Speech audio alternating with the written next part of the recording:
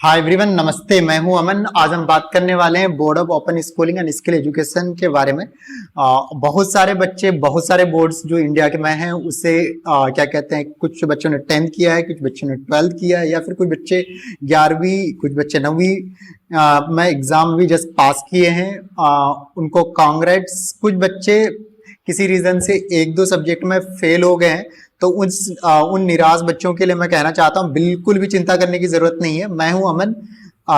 College सारथी की तरफ से हम लोग इंडिया में डिफरेंट डिफरेंट बोर्ड के साथ मिलकर काम कर रहे हैं, जिसमें से board of open schooling Sikkim भी है, जहां से आप अपना 10th या 12th जिसमें आपको बैकलॉग लग चुका है, या फिर आपका 11th में फेल हो चुके हो और आप डायरेक्टली 12वीं में एडमिशन चाहते हो, या फिर 9वीं में या फिर 7वीं में फेल हो गए, स्टडी किसी रीजन से छोड़ दिया है और आप चाहते हो कि भाई अपना स्टडी को कंप्लीट करना, तो करना क्या है, स्क्रीन पे नंबर और आ रहा है, कॉल कर सकते हैं, मैसेज कर सकते हैं, और 1 से 2 महीने में आप अपना क्या कर सकते हैं, जो आपका कंपार्टमेंट का पेपर है या फिर जो आपका जो एक दो सब्जेक्ट में फेल हो गए उसका पेपर दे के आप अपना कोर्स को कंप्लीट कर सकते हो। ये चीजें कैसे होगी, लास्ट तक बने रहेंगे वीडियो में, डिटेल में हम बात करने वाले हैं।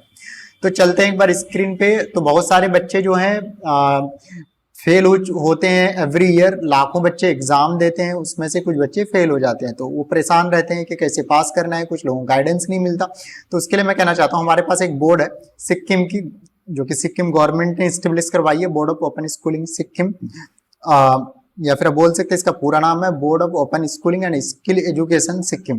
ओके, अब बात करेंगे इस बोर्ड से। अगर कोई आप 10th करते हो, 12th करते हो, वैलिड रहती है नहीं रहती है, तो मैं कहना चाहता हूँ बिल्कुल वैलिड रहती है, क्योंकि इस बोर्ड को गवर्नमेंट ऑफ सिक्किम ने एक एक्ट पास करवा के स्टेब्लिश करवाई है, जो कि देख सकते हैं 2020 में। साथ के साथ मिनिस्ट्री ऑफ एजुकेशन ने भी इस बोर्ड को अप्रूव कर रखा है।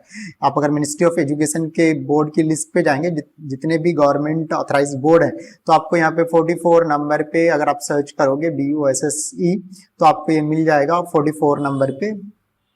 ओके, साथ के साथ अगर हम बात करें, ये जो बोर्ड है क्या कहते हैं, इक्विवेलेंट है। साथ के साथ AIU ने भी इसे ग्रांट कर रखा है हायर एजुकेशन के लिए। कोई अगर बच्चा BA, BCom, BBA, MBA and all course में जाता है, वहां पे भी अप्रूव रहने वाला है। NIS से भी अप्रूव्ड है, साथ के साथ COP से भी रजिस्टर्ड है। साथ के साथ जो नेशनल मेडिकल काउंसिल है उसने भी सब बोर्ड को अप्रूव कर रखा है। फार्मेसी काउंसिल, INC जो इंडियन नर्सिंग काउंसिल होता है, इस तरह करके मल्टीपल जो डिपार्टमेंट्स हैं, काउंसिल हैं, जैसे इंडियन आर्मी है या फिर इंडियन एयरफोर्स है, उसने भी रिकॉग्नाइज कर रखा है। तो अब बात करेंगे कि भैया यहाँ से जो हम सर्टिफिकेट अगर कोर्स करते हैं अभी, जो जिसको हम TOC बोलते हैं, जो बच्चे फेल हो जाते हैं, तो जैसे मैं कहता हूँ, मैंने 5 सब्जेक्ट लिया किसी बोर्ड में, जैसे Hindi, English, math, science, social science.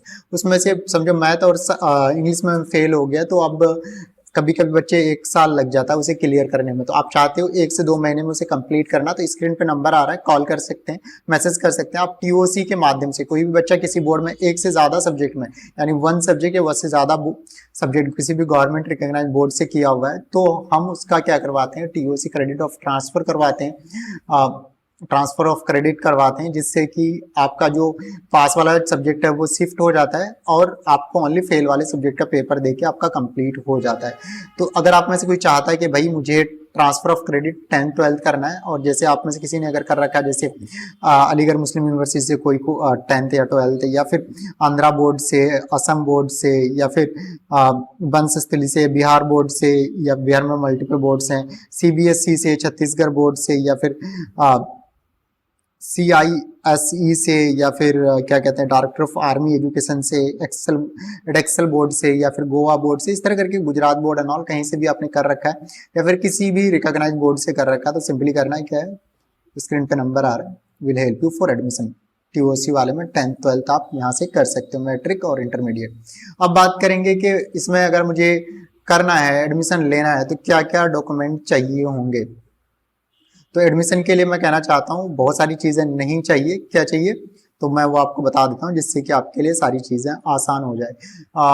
आपका अगर 10th में एडमिशन चाहिए, तो 10th का क्या कहते हैं, अगर TOC करवाना, तो 10th का फेल वाला सर्टिफिकेट, आधार कार्ड, फोटो, मोबाइल नंबर, ये आप प्रोवाइड कराओगे, तो आपका एडमिशन हो जाएगा। और जो आपका जो बोर्ड का जो ओरिजिनल सर्टिफिकेट होता है फेल वाला, वो चाहिए होता है। अगर आप में से कोई फेल हो चुका है 12th में, और क्या कहते हैं 12th में ही कंपार्टमेंट का, यानी आप कह सकते हो टीओसी करवाना, तो फेल वाली सर्टिफिकेट, आधार कार्ड फोटो और 10th का marksheet, mobile number, email ID ये प्रोवाइड करना होता है और आपका एडमिशन हो जाता है। तो सिंपली करना क्या है, स्क्रीन पे नंबर आ रहा है फॉर एडमिशन, गारंटी के साथ आप पास हो सकते हैं। आज तक हमारे यहाँ से कोई भी बच्चा फेल नहीं हुआ है, क्योंकि हम आपको स्टडी मटेरियल नॉल सारी चीज़ें प्रॉपर प्रोवाइड कराते हैं। कैसे एग्जाम होगा, कैसे असाइनमेंट लिखना है, कैसे प्रैक्टिकल लिखना है, कैसे प्रॉपर पेपर देना है, we help for everything. Screen पे नंबर आ रहा है, आप हमें कॉल कर सकते हैं, मैसेज कर सकते हैं, will help you. Thank you. मिलेंगे हम नेक्स्ट वीडियो में इसी तरह का। Happy learning.